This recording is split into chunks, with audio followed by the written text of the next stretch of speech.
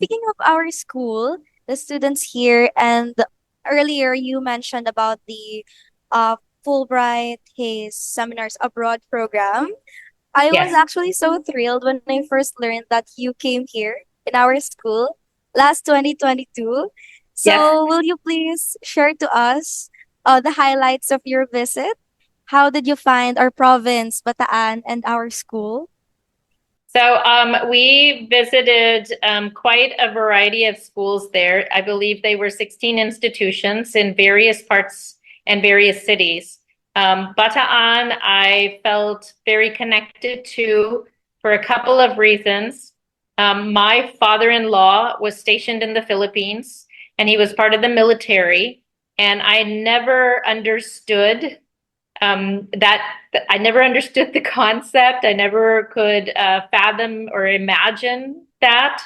I used to see pictures of him all the time, and I used to ask my husband, "Well, where is he?" And my husband would be Philippines, and I would be like, "Where?" And he, honestly, I didn't even know where Bataan is.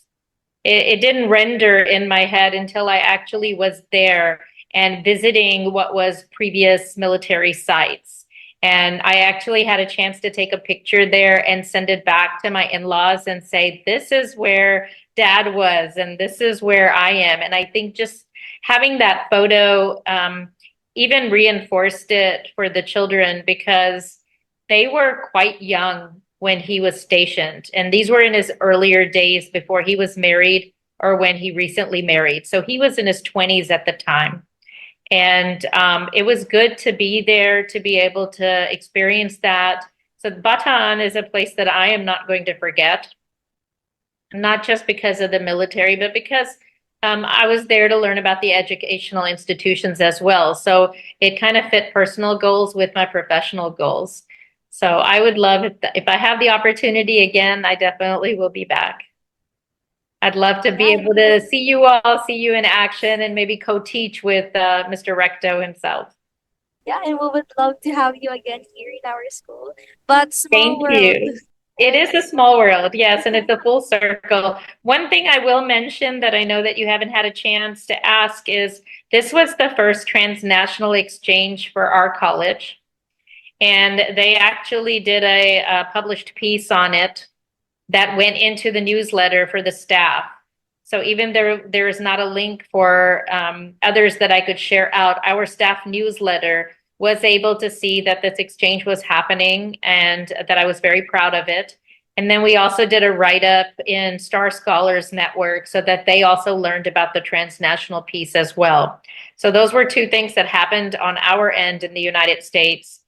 We're trying to get it published in within the Fulbright newsletter as well. I'll be there at the conference the end of this month. So fingers crossed, and we can share this information out so that we can have more transnational exchanges in the future. So this first program is actually so historic. It's Can great. actually And say that it's historic. Yeah. yeah, it's great. And I will tell you, when I was in the Philippines in 2022, I wasn't exactly sure, what the projects would look like and how I would do justice when I came back home. And at that time, I had already promised that I would come back and I would, share some resources out with my district and be able to share some curriculum guide out with my district. And I was able to do both of those. But I never thought that I would do those and then continue sharing my experience in the Philippines with other Fulbrighters. And I never thought that I would continue that. I will share, and I don't know if Mr. Recto knows or not, but we recently applied for a Fulbright grant and had a piloted program for about 6 weeks on language cafes in the city.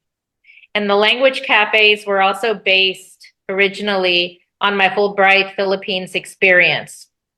So in those cafes, we were able to offer community members various languages and language learning opportunities for adults and for students. So they could come in and learn, Filipino. They could come in and learn Spanish. They could come in and learn Arabic. And that got funded. And so even that, the foundation stemmed from my trip to the Philippines.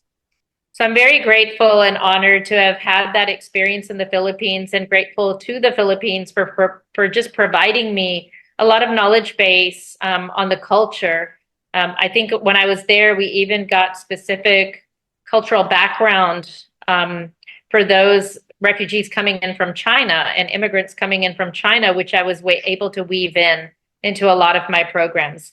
So this transnational experience with Mr. Recto, again, I didn't think that, this was going to happen when I was in there, in the Philippines in 2022. So I'm very grateful that we've been able to build upon my experiences in the Philippines and share that out here as much as possible.